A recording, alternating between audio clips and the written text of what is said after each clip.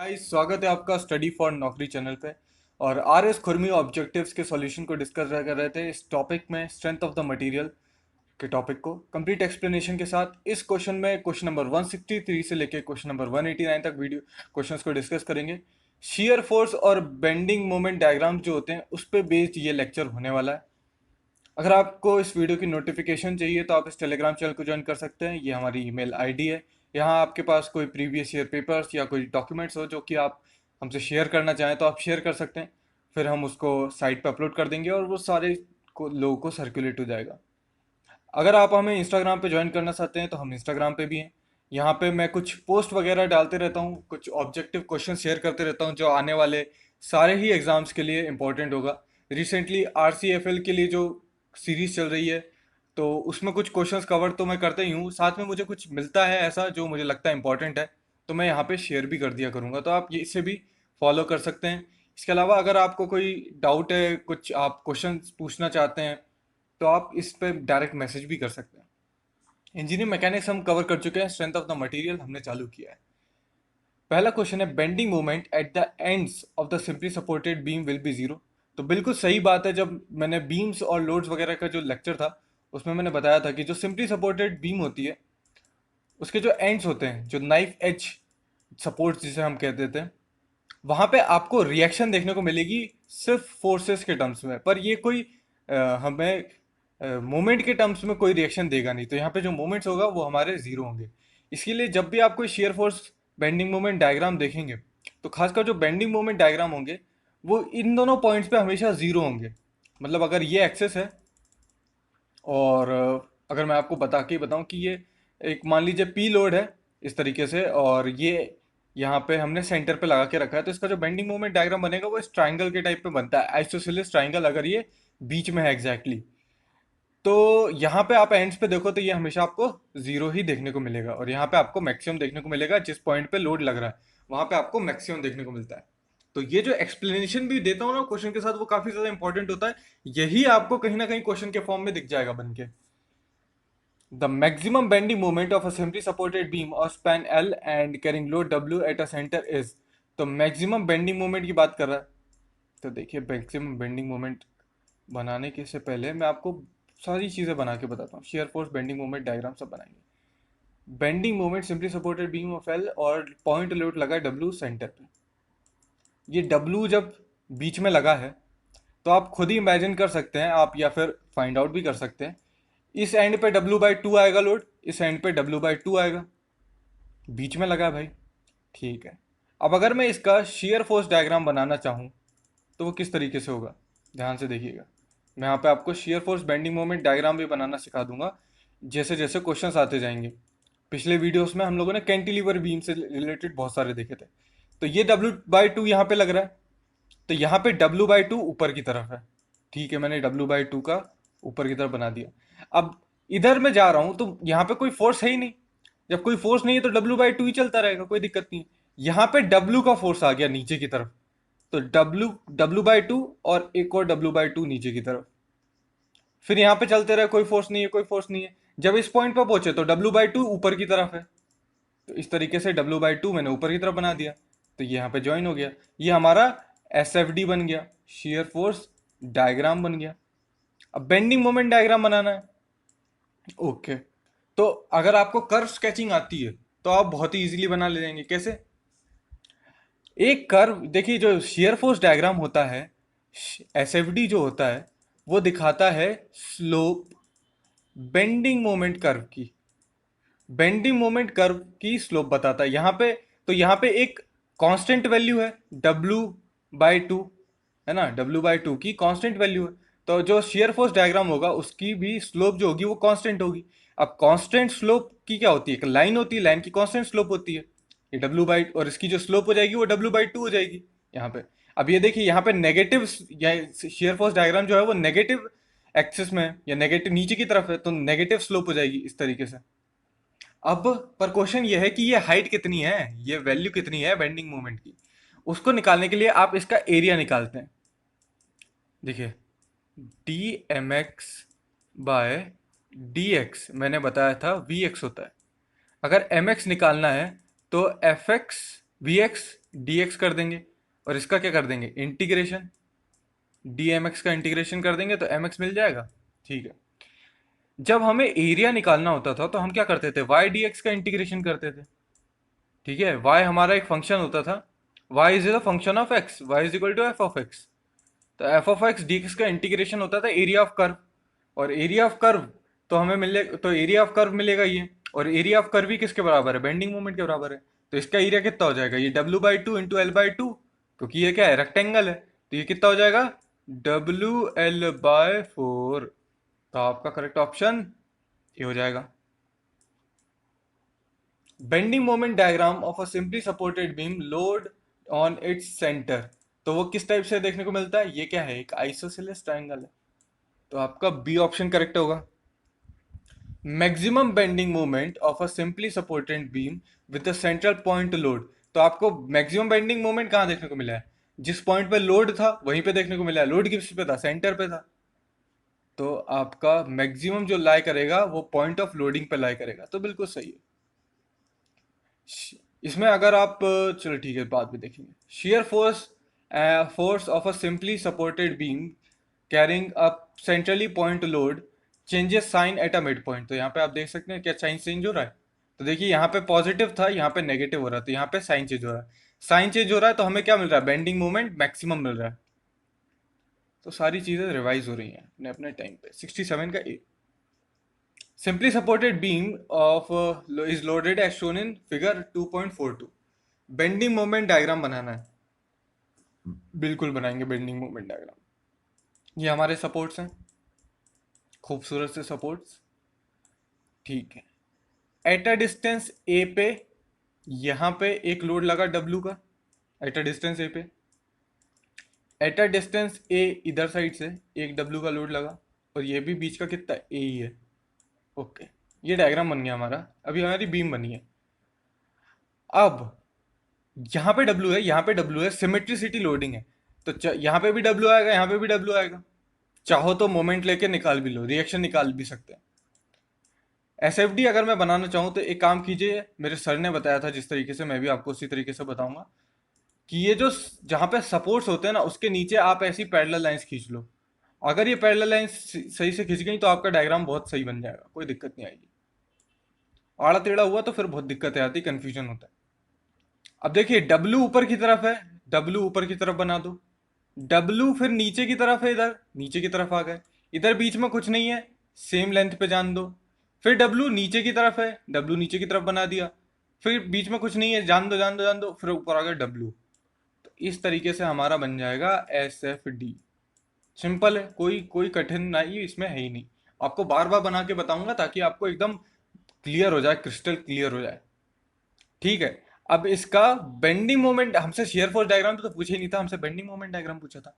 Curve sketching देखनी पड़ेगी, curve sketching का कौन, देखिए जो बेंडिंग मोमेंट का डायग्राम होगा, बेंडिंग मोमेंट डायग्राम का जो स्लोप होगा वो होगा शेयर फोर्स डायग्राम। यहाँ पे स्लोप कैसा है, पॉजिटिव स्लोप है, पॉजिटिव स्लोप है और कांस्टेंट स्लोप है, तो मतलब स्ट्रेट लाइन। अब यहाँ पे स्लोप कितना हो गया, यहाँ पे स्लोप हो गया जीरो, मतलब एक हॉरिजॉन्टल लाइन। फिर स्लोप हो गया नेगेटिव, तो ये डायग्राम कुछ इस तरीके से बनेगा। तो हमारा जो डायग्राम हो जाएगा ए वाला हो जाएगा। इस तरीके से ये क्वेश्चन को करते हैं। A shear force diagram of a simply supported beam carrying a uniformly distributed load W per unit length। अब देखिए मजेदार क्वेश्चन है, सिंपली सपोर्टेड बीम है, बहुत बढ़िया है, अभी हमने देखी थी इस तरीके से होती सिंपली सपोर्टेड बीम। अब देखिए एंड्स पे मैंने क्या कहा था, सिंपली सपोर्टेड बीम्स का बेंडिंग मोमेंट हमेशा जीरो होगा, तो हर जगह आपको बेंडिंग मोमेंट एंड्स पे जीरो ही देखने को मिलेगा। ये देखिए सब जगह जीरो। अब मैं इस क्वेश्चन में भी दिखाऊंगा कि जीरो ही होता है। अब यहाँ पे हमारा क्या है, यूनिफॉर्मली डिस्ट्रीब्यूटेड लोड है, मतलब इस टाइप से लोडिंग है हमारी, यूनिफॉर्मली डिस्ट्रीब्यूटेड लोड, कोई दिक्कत नहीं है, इजीली कर जाएंगे। दोनों तरीके से बताऊं क्या, एक आपको डायग्राम से भी बताता हूँ और इक्वेशन से भी बताता हूँ, मज़ा आ जाएगा इसको सॉल्व करने में। अब मैंने बताया था कि इस टाइप की जब लोडिंग होती है तो हम इसको इक्विवेलेंट मान सकते हैं, कि इसको एक पॉइंट लोड के बराबर मान सकते हैं। For all sort of calculation हम इसे पॉइंट लोड की तरह मान सकते हैं। और ये W है इंटेंसिटी और L लेंथ पे है, तो इसका टोटल जो लोड आ जाएगा वो डब्ल्यू एल आ जाएगा। तो डब्ल्यू एल का लोड बीच में लाई कर रहा है, इस तरीके से हम मान सकते हैं। तो इस एंड पे कितना आएगा, डब्ल्यू एल बाई टू। इस एंड पे support W L by to.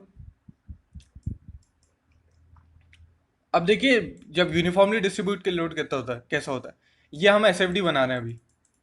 W L by to ऊपर की तरफ है, तो ये मैंने डब्ल्यू एल बाई टू बना लिया। अब देखिए यहां पे क्या है कि हर एक पॉइंट पे थोड़ी थोड़ी लोडिंग है, कांस्टेंट लोडिंग है। ठीक है। उस केस में, इस केस में क्या होता था, इस केस में यहां पे कुछ था क्या, नहीं था, पॉइंट लोड था। पॉइंट लोड इस पॉइंट पे ही था, बीच में कुछ नहीं था। तो हमारी जो स्लोप थी वो हमेशा ये जो डायग्राम था ये हमेशा कांस्टेंट रहता था, इसकी स्लोप चेंज नहीं होती थी। क्योंकि ये एस एफ डी की स्लोप क्या होगी, इंटेंसिटी, लोड की इंटेंसिटी। और लोड यहाँ पे क्या है, कुछ है ही नहीं। लोड तो यहाँ पे नीचे आया है। तो यहाँ पे देखिए, जब लोड आया तो उसने स्लोप को चेंज कर दिया, डायग्राम को चेंज कर दिया। अब देखिए यहाँ पे क्या है, हर पॉइंट पे स्लोप थोड़ी थोड़ी नीचे की तरफ है। तो क्या है कि यहाँ पे जो इसकी जो स्लोप है वो यहाँ पे नीचे की तरफ है, तो ये जो डायग्राम है ये भी इस तरीके से नीचे की तरफ जाता है। अब देखिए, ये कैलकुलेशन के लिए था ये डब्ल्यू एल बाई टू। अब इसको अपन को भूल जाना है, ये एक्चुअल में ऐसा नहीं हो रहा है। एक्चुअल में हो ऐसा ही रहा है। ये डब्ल्यू एल जो लिया है मैंने, ये सिर्फ कैलकुलेशन पर्पस के लिए लिया है। पर हम जब डायग्राम बनाएंगे तो इसको भूल जाएंगे, इसको याद मत रखना, नहीं तो आप कुछ अलग ही डायग्राम बना दोगे। आप बोलोगे सर ये डब्ल्यू एल इधर और नीचे फिर से डब्ल्यू एल ले जाओ। नहीं नहीं नहीं, ऐसा नहीं होगा। अब ये कांस्टेंट लोडिंग ऐसे ही चलती रहेगी। और यहाँ पे जब नीचे पहुंचेंगे तो ये आ जाएगा कितना, डब्ल्यू एल बाई टू ऊपर की तरफ। यहाँ पे भी डब्ल्यू एल बाई टू ऊपर की तरफ था। तो इस तरीके से हमारा ये शेयर फोर्स डायग्राम बनेगा। अब बेंडिंग मोमेंट डायग्राम किस तरीके से बनेगा, बेंडिंग मोमेंट डायग्राम की जो स्लोप होती है वो हमें दिखाता है शेयर फोर्स डायग्राम। यहाँ पे इस पॉइंट पे देखिए स्लोप कैसा है, पॉजिटिव है और बड़ा है। धीरे धीरे वो कम होती जा रही है। मतलब शुरुआत में स्लोप ऐसी है, फिर स्लोप यूं हुई यूं ही यूं ही, और लास्ट में हॉरिजॉन्टल हो गई। तो ये जो हॉरिजॉन्टल लाइन होती है इसकी स्लोप क्या होती है, जीरो होती है। मैक्सिमम स्लोप कितनी होगी, 90 डिग्री पे होगी, इस टाइप से। तो यहाँ पे कुछ पॉजिटिव स्लोप थी, तो ये ऐसी पॉजिटिव स्लोप थी, यहाँ बीच में आते आते आते आते आते हॉरिजॉन्टल हो गई। फिर यहाँ पे नेगेटिव हुई, यहाँ पे खूब ज्यादा नेगेटिव हो गई। तो इस टाइप से हमारा डायग्राम बनता है पैराबोलिकली। ठीक है, ये तो मैंने बताया कर्व स्केचिंग के पॉइंट ऑफ व्यू से, अगर आपको कर्व स्केचिंग आती है। कर्व स्केचिंग नहीं आती फिर क्या करेंगे सर, तो उसका भी हमारे पास जुगाड़ है। जुगाड़ क्या है, नई स्क्रीन लो। मैंने आपको बताया था, पहले डायग्राम बना लेते हैं फिर बताएंगे कुछ। कुछ लोगों ने मुझसे बोला भी था कि sir shear force bending moment diagram कैसे बनाते हैं, उस पर एक अलग से वीडियो बनाया। तो फिर मैं उस टाइम मैंने इसीलिए नहीं बताया, क्योंकि मैंने सोचा फिर मैं इस वीडियो लेक्चर में कवर करूंगा आराम से। तो यहाँ पे हम उसको बेहतरीन तरीके से कवर करेंगे। मैंने आपको बताया था कि डी वी एक्स, यहाँ से एट अ डिस्टेंस एक्स पे जाऊंगा तो D V X by X मेरा होता है माइनस डब्ल्यू के बराबर। और डब्ल्यू यहाँ पे क्या है, इंटेंसिटी है। ठीक है। तो वी एक्स जो मेरा डायग्राम बनेगा, अच्छा यहाँ पे ये सारी कैलकुलेशन हम कर सकते हैं ना, कि ये डब्ल्यू एल बाई टू होगा, ये डब्ल्यू एल बाई टू यहाँ पे होगा, सपोर्ट्स पे जो लोड आएगा या रिएक्शन आएगा। तो जो मेरा वी एक्स होगा वो इसका इंटीग्रेशन हो जाएगा, और वो आपको जब इंटीग्रेट करोगे तो आपको मिलेगा minus W X plus C. Okay. At X is equal to zero बात करना चाहता हूँ मैं, यानी कि इस पॉइंट पे। तो at X is equal to zero, W L by two है मेरा वी एक्स। तो W L by two is equal to minus, और यहाँ पे एक्स की जगह जीरो प्लस सी। तो सी की वैल्यू आ गई डब्ल्यू एल बाई टू। तो मेरा जो वी एक्स आ गया है, प्रॉपर फंक्शन जो मेरे पास आया है, वो आ गया W L by to minus W x. ये आ गया। अब इस लाइन को अगर आप ड्रॉ करोगे ना, इस लाइन को अगर आप ड्रॉ करोगे तो ये आपकी एक लाइन देगा। देखिए यहाँ पे जो x है इसकी पावर वन है, तो ये लाइन देगा। लाइन की स्लोप कितनी है, माइनस डब्ल्यू से आपकी स्लोप है। y is equal to M X plus C से आप कंपेयर करो, तो c की वैल्यू कितना है, W L by two. M की वैल्यू कितनी है, माइनस डब्ल्यू। तो नेगेटिव स्लोप वाला कर्व कैसा बनता है आपका भैया, नेगे, और इस एंड पे डब्ल्यू एल बाई टू है ना। आप x की जगह एल बाई, अब यहाँ पे क्या है, इस फंक्शन में, इस फंक्शन में आप x की जगह l रख दीजिए, तो आपका आज आंसर आ जाएगा डब्ल्यू एल बाई टू। तो यहां पे डब्ल्यू एल बाई टू है मेरी। अब डब्ल्यू एल बाई टू से ये इस तरीके से बनेगा कर, नेगेटिव स्लोप वाला। ठीक है। अब एम एक्स की बात कर लूं तो वो एम एक्स जो होता है वो हो जाएगा integration of V X D X, है ना। और तो ये हो जाएगा W L by two X minus W X square by two plus C. अब जो मेरे लोड जो X is equal to zero पे मेरा ये जीरो होना चाहिए, तो ये भी कट जाएगा। तो ये जो एम एक्स की इक्वेशन मिलेगी वो मुझे मिल जाएगी W L by two into x minus W X square by to, तो ये मिलेगी पैराबोला। अब यहाँ पे जीरो है, मेरी यहाँ पे जीरो होना है और पैराबोला बनना है, और यहाँ पे माइनस एक्स स्क्वायर है तो नीचे की तरफ मुंह करके पैराबोला बनेगा। इस तरीके से पैराबोला बनेगा, और ये जो बीच में होगा ना, ये जो पॉइंट होगा ये एग्जैक्टली बीच में आएगा, मैक्सिमम जो आएगा वो बीच में मिलेगा। और ये मैक्सिमम निकालना है तो ये वी एक्स जीरो होना चाहिए, वी एक्स को जीरो रखोगे तो एक्स की वैल्यू एल बाई टू आ जाएगी। तो ये मैथमेटिक्स है, आप इसके साथ खेल कर सकते हैं। इस वजह से मैथमेटिक्स को इतना पावरफुल बोला जाता है। कोई भी डिस्कवरी बिना मैथमेटिक्स की नहीं हो सकती, क्योंकि ये मैथमेटिक्स की पावर है। देखिए आप, सब कुछ आपके सामने रख दिया कि जो कर्व बनेगा उसकी जो इक्वेशन होगी वो पैराबोलिकली होगी बेंडिंग मोमेंट डायग्राम के लिए, लीनियर होगी शेयर फोर्स डायग्राम पे के लिए, कहाँ पे मैक्सिमम होगा कहाँ पे मिनिमम होगा, सारी चीजें मैथमेटिक्स ने यहाँ पे क्लियर कर दी हैं। तो मैथमेटिक्स सबका बाप है। तो मैंने दोनों तरीकों से बता दिया, ये आपका होगा। यहाँ पे x की जगह आप l बाई टू रख सकते हैं, तो W L by two into L by to रख रहा हूँ एम एक्स वाले फॉर्मूले में, माइनस डब्ल्यू बाई टू और ये जाएगा एल बाई फोर। इसको सॉल्व करेंगे तो कितना आ जाएगा, W L square by eight आ रहा है, यानी कि यहाँ पे जो होगा W L square by eight होगा। ठीक है, और दूसरे तरीके से निकाल के बताऊं, ये एक ट्राइंगल है, ये एल बाई टू है, इस ट्राइंगल का एरिया कितना होगा, W L by two into L by two का हाफ, तो ये W L square by eight ही आएगा। कहीं से भी कैसे भी निकाल लो। तो यहाँ पे क्या पूछा था, शेयर फोर्स डायग्राम पूछा, शेयर फोर्स पूछा था इधर सेंटर, तो सेंटर पे शेयर फोर्स कितना आ रहा है, जीरो आ रहा है, 7। तो हमारा shear force simply supported beam कर जो कि डब्ल्यू लोड कैरी कर रही है उसके लिए कितना आ जाएगा, 69 का ए हो जाएगा। W L square by eight आ जाएगा बेंडिंग मोमेंट, कहाँ पे, सेंटर पे, centre of simply supported beam. shear force at ends of a simply supported beam carrying a uniformly distributed load W per unit length। तो shear force जो होगा वो होगा डब्ल्यू एल बाई टू और minus W L by two at ends पे। देखिए यहाँ पे कहाँ गया, ये देखो यहाँ पे पॉजिटिव है यहाँ पे नेगेटिव है, यहाँ ऊपर की तरफ है यहाँ नेगेटिव की तरफ है। तो डब्ल्यू एल बाई टू और W L minus W L by to आपके एंड्स पे होगा, तो आपका जो 71 का हो जाएगा वो सी ऑप्शन करेक्ट हो जाएगा। Shear force diagram of a simply supported beam carrying uniformly distributed load W per unit length consist of, तो यह आपका क्या बना था, एक राइट एंगल ट्राइंगल बना था, या क्या कहेंगे इसको, राइट एंगल ट्राइंगल भी कहेंगे। तो दो इक्विलेटरल ट्राइंगल, दो आपके राइट एंगल ट्राइंगल बने थे, टू राइट एंगल ट्राइंगल, तो 172 का बी हो जाएगा। बेंडिंग मोमेंट डायग्राम कैसा बना था, तो बेंडिंग मोमेंट डायग्राम पैराबोलिकली बना था हमारा, इक्वेशन भी देखी हमने। shear force diagram of a center of a simply supported beam carrying gradually varying load।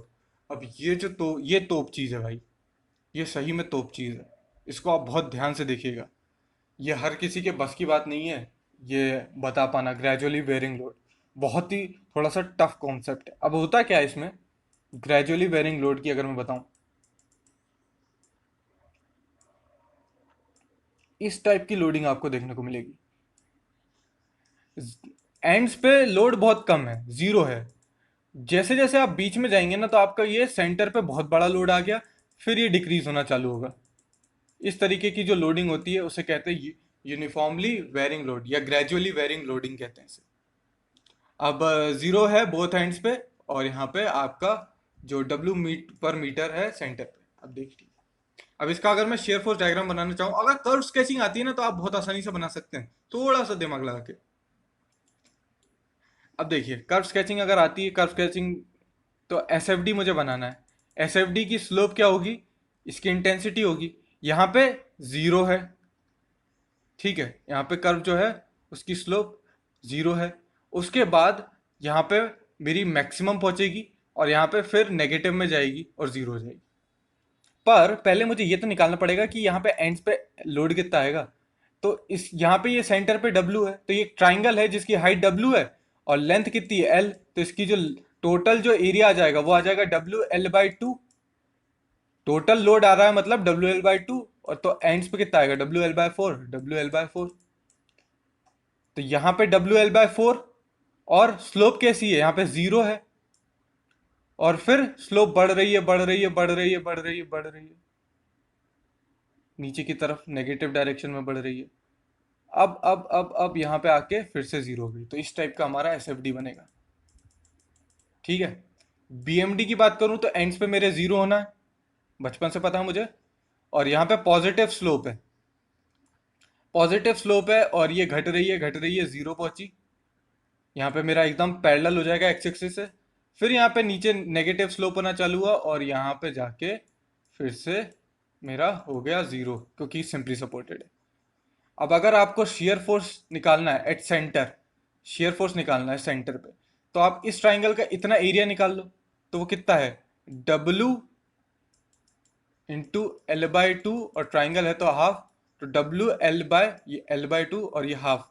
Half base into height वाला फॉर्मूला लगाया मैंने ट्राइंगल की एरिया निकालने के लिए, अगर आपको नहीं पता है तो। ये ट्राइंगल का फॉर्मूला होता है एरिया का। तो W L by two into one by two, तो हाफ बेस इंटू हाइट लगाया तो कितना आ जाएगा, सी ऑप्शन आपका करेक्ट ऑप्शन हो जाएगा। पर यहाँ पे एक चीज देखते हैं कि एक पूछा कहाँ पे, सेंटर पे पूछा है एक्चुअली। तो सेंटर पे पूछा है तो ये सेंटर पे कितना है आपका, जीरो है। और जो मैक्सिमम आपको देखने को मिलेगा, तो ये जो आपको जो एरिया देगा ये आपको यहाँ पे देगा। ये जो है ये आपका डब्ल्यू एल बाय फोर आया ना, तो वो इस तरीके से है, और सेंटर पे ये जीरो हो जाएगा। ठीक है। और इसका अगर आप एरिया निकाल लेंगे तो आपको ये मिल जाएगा, पर ये आप एरिया निकाल नहीं पाएंगे क्योंकि इसका आपको फॉर्मूला नहीं पता ना। अब यहाँ पे आपको इक्वेशन चाहिए होगी, फिर आप उस इक्वेशन का एरिया निकाल सकते हैं, तो ये आप नहीं निकाल पाएंगे। फिलहाल यहाँ पे ऑप्शन ए हो जाएगा, पर मैं बताऊंगा कि इसका एरिया कैसे निकालते हैं, वो मैथमेटिक्स से निकलेगा। Bending moment at the centre of a simply supported beam with gradually, centre of a simply supported beam from the zero at the border. अब देखिए बेंडिंग मोमेंट पूछ रहा है डब्ल्यू पर यूनिट मीटर, तो bending moment की जो unit होती है वो कितनी होती है, न्यूटन मीटर होती है। ठीक है। ये क्वेश्चन देखिए, मैं कुछ भी नहीं लगाऊंगा, ना मैथमेटिक्स लगाऊंगा, ना मैं डायग्राम बनाऊंगा, कुछ भी नहीं बनाऊंगा, मैं बस इस क्वेश्चन का आंसर बता दूंगा। देखिए किस तरीके से, न्यूटन मीटर होती है लेंथ, और डब्ल्यू जो दिया है वो है न्यूटन पर मीटर में है। इंटेंसिटी जो होती है डब्ल्यू किलो न्यूटन पर मीटर या न्यूटन पर मीटर में होती है।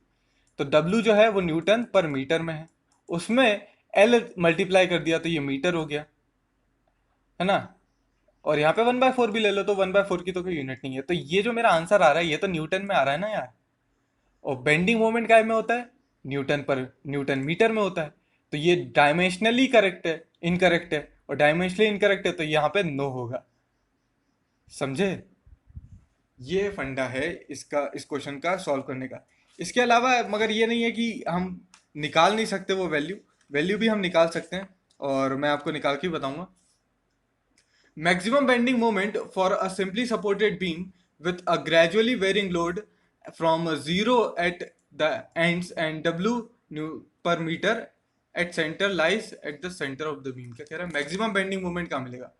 तो मैक्सिमम बेंडिंग मोमेंट आप देख सकते हैं, मैक्सिमम बेंडिंग मोमेंट आपको कहाँ मिलेगा, सेंटर पे मिलेगा। और ये कहाँ पे बोल रहा है, सेंटर पे बोल रहा है, सेंटर ऑफ द बीम। तो ये 176 का करेक्ट होगा आपका। अब ठीक है, अब ये देख लेते हैं। सिंपली सपोर्टेड बीम है, ग्रेजुअली वेरिंग लोड लगाया है, इस टाइप की लोडिंग लगा दी, और बी पे जीरो है, ए पे मैक्सिमम है। Shear force at B is equal to, तो मैंने आपको एक फंडा बताया था कि अगर इस टाइप का लोड है जो यूनिफॉर्मली वेरी कर रहा है, तो आप इस लोड का एरिया निकालो और उसको इसके सीजी पे मान लो। ये एक ट्राइंगल है, इसका सीजी कहाँ लाई करेगा, बेस से एल बाई थ्री डिस्टेंस पे लाई करेगा। ठीक है, यानी कि इस एल बाई थ्री डिस्टेंस पे लाई करेगा, ये एल बाई थ्री डिस्टेंस है। और कितना लोड होगा, तो वो इस ट्राइंगल के एरिया के बराबर होगा। तो W half base into height, half base L height W, तो ये जो टोटल लोड है ये W L by to act कर रहा है इस पूरे बीम पे, है ना। ये जो कंसेप्ट है ये सिर्फ कैलकुलेशन पर्पस के लिए, डायग्राम बनाने के लिए नहीं है, फिर बार बार कह रहा हूं मैं, डब्ल्यू एल बाई टू। तो अब एक काम करो, आपको मोमेंट, आपको क्या चाहिए, इस ये रिएक्शन चाहिए कहाँ पे चाहिए, बी पे चाहिए ना, शेयर फोर्स बी पे चाहिए। तो इसको आर बी मान लो, इसको आर ए मान लो, ठीक है। अब यहां से आप मोमेंट निकालो, यहां से समेशन ऑफ मोमेंट जीरो ले लो। क्यों? सिंपली सपोर्टेड बीम है ना, यहाँ पे मोमेंट जीरो होगा ना, समेशन मोमेंट जीरो होगा। तो ठीक है, डब्ल्यू एल बाई टू की वजह से जो मोमेंट आएगा वो आएगा क्लॉकवाइज डायरेक्शन में, है ना। और कितना होगा? W L by two into L by three. और जो रिएक्शन आएगा वो आएगा, ऐसे रिएक्शन आएगा एंटी क्लॉकवाइज डायरेक्शन में। तो समेशन ऑफ, तो ये इसको अगर मैं पॉजिटिव मानूं तो आर बी वाला इंटू आर बी से आर ए की दूरी कितनी है, तो यहाँ पे क्या ले रहा हूँ मैं? Moment along A equal to zero ले रहा हूँ, ठीक है। तो आर बी इंटू एल, तो ये मेरा कितना आ जाएगा? जीरो। तो यहाँ से आर बी की वैल्यू कितनी आ जाएगी? W L by six. तो डब्ल्यू एल बाय सिक्स आ गई यहाँ पे मेरी इसकी वैल्यू। अब डब्ल्यू, अब यहाँ R A plus R B, summation of forces भी तो जीरो होगा भैया। तो R A plus R B जो होगा वो होगा मेरा डब्ल्यू एल बाय टू के बराबर। तो आर बी कितना है? W L by six. तो W L by two minus W L by six करोगे तो W L by two common निकाल लो, one minus one by three है ना, तो ये कितना आ जाएगा? Two by three. तो डब्ल्यू एल बाय थ्री आ जाएगा आपका आंसर ए पे। तो डब्ल्यू एल बाय थ्री आएगा ए पे और डब्ल्यू एल बाय सिक्स आएगा आपका बी पे। तो दोनों ही मैंने बताया, बी पे पूछा है तो डब्ल्यू एल बाय सिक्स, और इसमें ए पे भी पूछ लिया तो डब्ल्यू एल बाय थ्री। तो 78 का आपका बी हो जाएगा। 79 की बात करूं तो for a beam shown in figure shear force diagram between A and B. तो शेयर फोर्स डायग्राम कैसा बनेगा? शेयर फोर्स डायग्राम आपका कुछ इस तरीके का बनेगा। अच्छा, ये वीडियो बहुत ज़्यादा लंबा हो जाएगा, तो एक काम करते हैं, इस वीडियो को यहीं रोक देते हैं, और फिर जो आगे के क्वेश्चन है ना मैं आपको नेक्स्ट वीडियो में बताता हूँ, क्योंकि वीडियो की लेंथ बहुत ज़्यादा हो रही है, तो फिर दिक्कत आती है थोड़ा अपलोडिंग अपलोडिंग में भी। तो 178 क्वेश्चन तक हमने कर लिया है, और 179 के आगे के क्वेश्चन, 179 से आगे के मैं बताऊंगा। और मैं आपको फिर मैथमेटिक्स भी बताऊंगा इसके, कि किस तरीके से आप इसका शेयर फोर्स वगैरह की इक्वेशन वगैरह भी निकाल सकते हैं। तो फिलहाल थैंक्स फॉर वॉचिंग, और वीडियो पसंद आया तो लाइक कीजिए, सब्सक्राइब कीजिए चैनल को, और as always have a nice day.